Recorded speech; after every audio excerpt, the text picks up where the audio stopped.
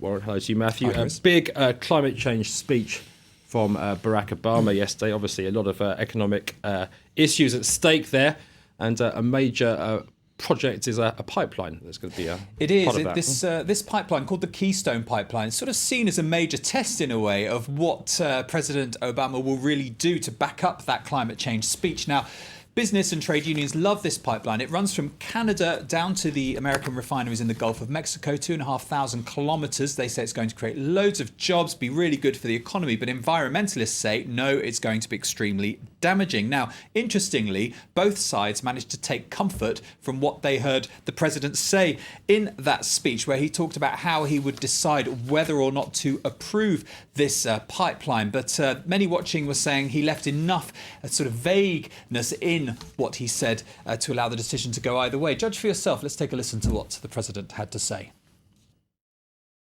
Allowing the Keystone pipeline to be built requires a finding that doing so would be in our nation's interest.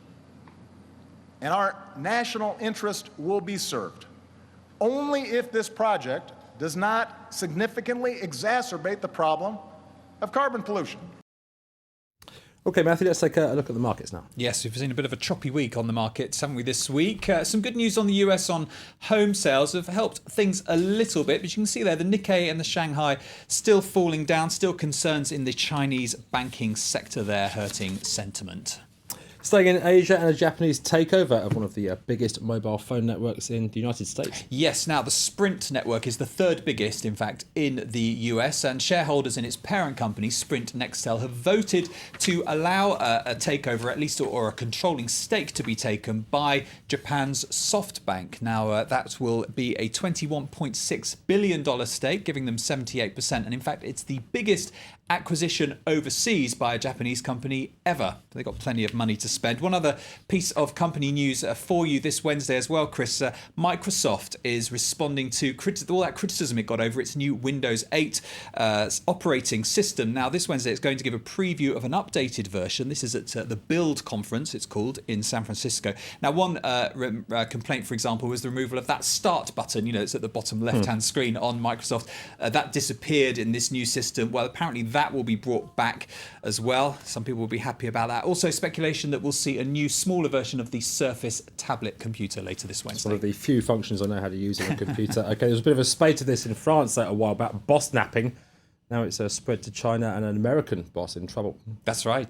Chip Starnes is his name, and he went over there to China, apparently to lay off some workers, those 30 people getting severance payments, but other workers at his company, which is called Specialty Medical Supplies, were not very happy. It seems that those severance payments were at the root of it all. Siobhan Silk has the story. Come Chip Starnes sends a message out to his mother from behind bars, held by disgruntled workers at a Beijing factory run by his medical supply company. The US executive seemed in good humour after 5 days as a captive. It's been okay. The last 2 days have been fine. The first 2 days were rough, but hopefully we're going to get to an end here soon. But the standoff shows little sign of coming to an end. There's been little progress made in mediation. Mr. Starnes and his lawyer are now making the necessary preparations for negotiation. Starnes travelled to China to lay off some of the workers at the plastics division of the company. Dozens more employees say they're owed back wages and, fearful that the factory is slated for closure, are also demanding the same severance package as the laid-off workers. We're just asking our boss to pay our salary and the labour compensation we deserve. Starnes says though he hasn't been physically hurt, he's been intimidated and is under constant surveillance. Some experts on doing business in China say American bosses who aren't familiar with the country or culture should let local executives deal with sensitive issues like redundancies. OK, Matthew, in these times of austerity, we've seen a fair amount of tax talk here in the European Union. It can, frankly, at times be a little bit dull. That's not the case in Taiwan. No, it seems that parliamentarians in Taiwan got quite spirited when they were discussing capital gains taxes. Now, we don't often see that, but these were the scenes in the Taiwanese parliament.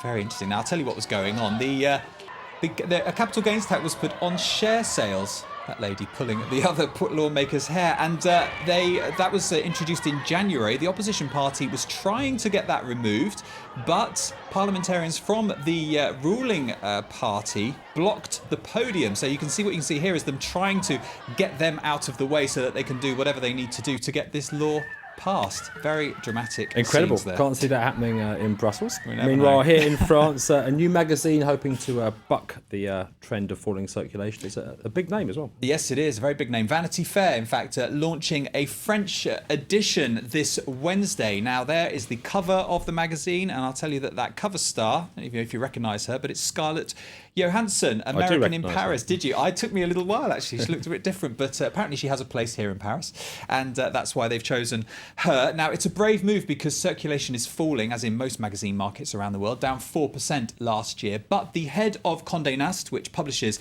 Vanity Fair, the head at least for France, said that the French are the biggest magazine readers in the world. So he's hoping it's going to do pretty well for them here.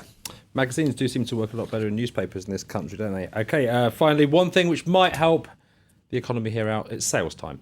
That's right. Now, it's quite important to explain, I think, that sales are a big deal here in France because they're very regulated. They happen twice a year and the dates are very, very strictly observed. Now, stores will be hoping that they'll do a lot of business between these sales, which start today, 26th of June, and run till the end of July, because a combination of the economic crisis, bad weather as well, has seen clothing sales drop. 70% of French people take part, but they'll be spending a bit less, you can see here. This is the forecast, €208 per person this year versus 223 last year.